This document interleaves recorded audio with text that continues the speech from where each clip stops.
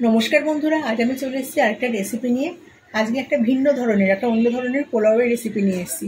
সেই জন্য আমি গোবিন্দভোগ চালটাকে ভালো করে ধুয়ে আর শুকিয়ে নিয়েছি একটা কাপড়ের মধ্যে পেতে।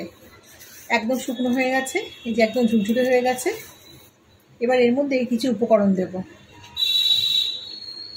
দিয়ে দেবো তেজপাতা, দুটো তেজপাতা, একটা গোটা আর একটা বড়টাকে আমি 2 টুকরো করে নিয়েছি। 2 টুকরো দারচিনি বড় সাইজের, 5-6টা লবঙ্গ,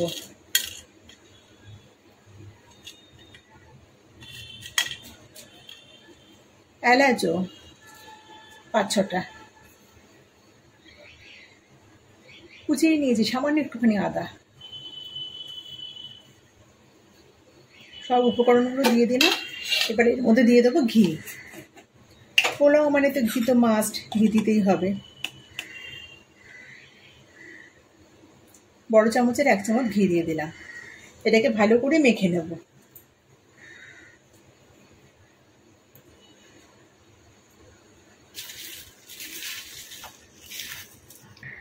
ভালো করে মেখে নিয়েছি। এটা ঢেকে আমি 1/2 ঘন্টার জন্য রেস্টে রেখে দেবো।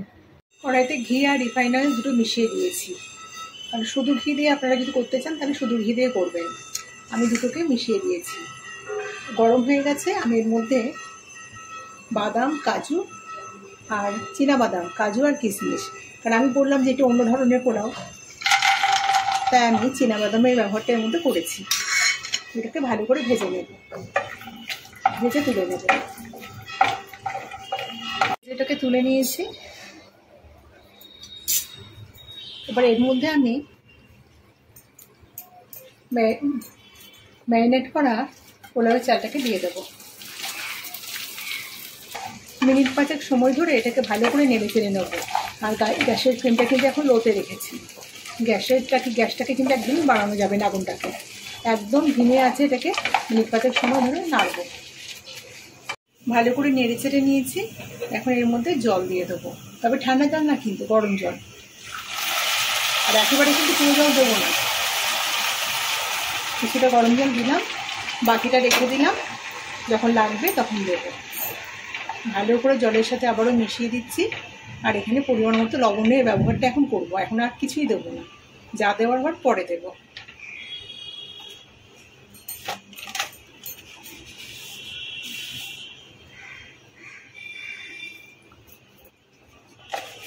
এবার এটাকে ঢেকে দেবো। এবার ঢাকাটা খুলে দেখছি জলটা অনেকটাই টেনে গেছে। এর মধ্যে আবারও জলের ব্যবহার করব। প্রথমেই বলেছিলাম জলটা আমি একবারে দেবো না, আস্তে আস্তে দেবো।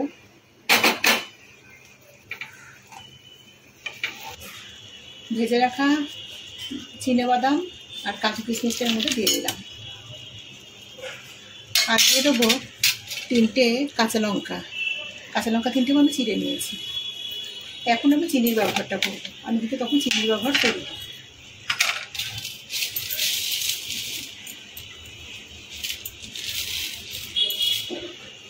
চিনিটা আমি দিয়ে দিলাম হাতের মুঠের 1 মুঠ।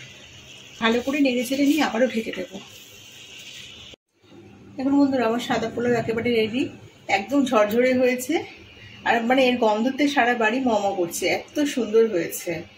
তো এইভাবে একবার বানিয়ে খেয়ে দেখবেন। আমরা তো সবসময় বাসন্তী পোলাও বানিয়ে খেয়ে থাকি, এইভাবে বানাবেন, খেতে কিন্তু ভীষণ ভালো লাগবে।